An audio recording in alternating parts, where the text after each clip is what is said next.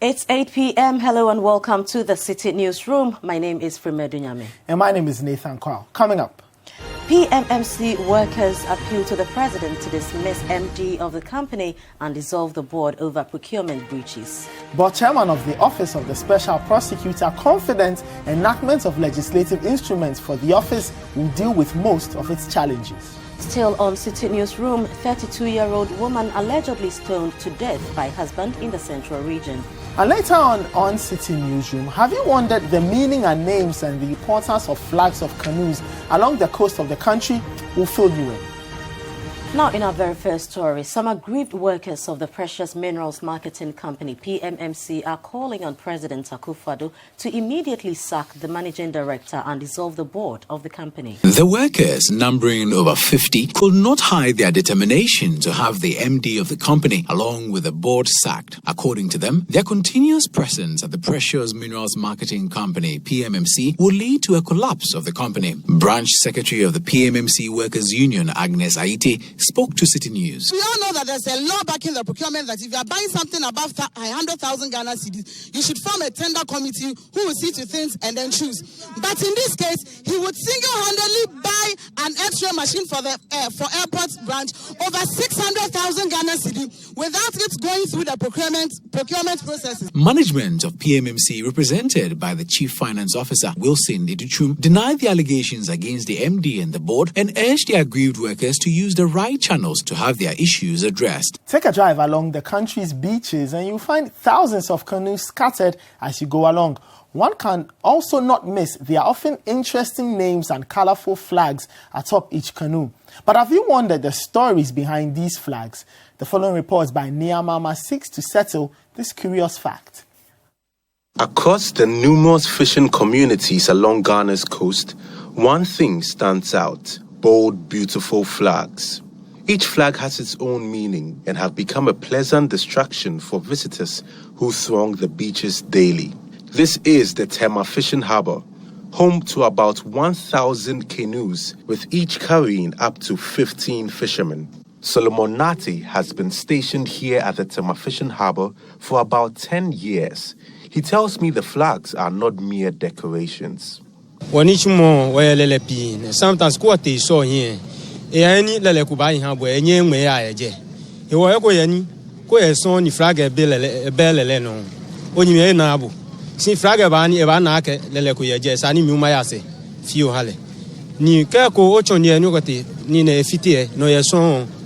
When you mean as evanake, lelecuya je. Meanwhile, the culture of fishing communities in Ghana is unique, but nothing stands out more than the eye-catching names that fisherfolk adopt for their prized boats. My colleague Quao in the Central Region has the details. Names such as Adunyame, Asidaneye, Don't Mind Your Wife, See Me, Obiabanye are but a few examples of such names. How do they come up with these names and what stories lie underneath? Like Busaboya. I thought I said Busabeya. Busabeya is me like you are going to bank to borrow money to start a business. At the end of the day, you fall down. So someone will write Busaboya, and there's another write Apapa. Someone will write Minyawaye, Museo. There are lots of them that people are writing. Okuku Seku, Nipa Uyun.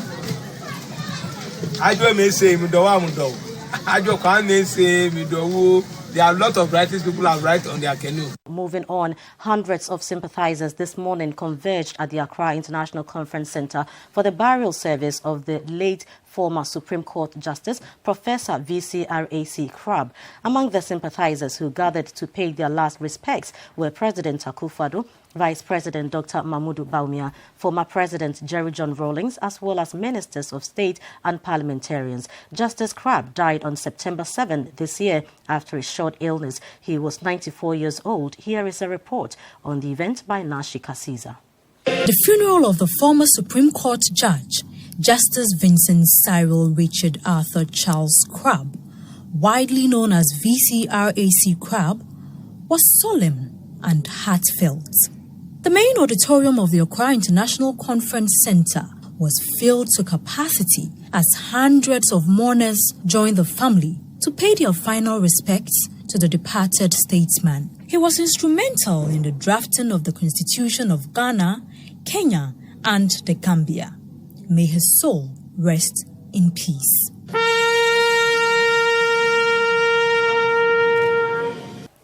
Let's get to some other stories. And a 32-year-old woman, Gloria Akoli, has been stoned to death allegedly by her husband at Amuzukope, a suburb of Kaswa in the central region. A daughter of the deceased who confirmed the death to City News said her father usually engaged her mother in heated arguments and occasionally threatened to kill her and use her for rituals. Benis Akoli said her parents' marriage had grown sour as the two had not been the best of friends for a while. According to her, she only recollects that her mother had a phone call early Thursday morning and went out. A neighbor, Paul Amanyo, also told City News that they called the deceased husband, Mr. Kofi, to inform him about the unfortunate incident, but he said he was in Kufredia and could not afford the fare back to Accra. According to him, they later found Mr. Kofi in the house organizing his belongings in an attempt to flee the area.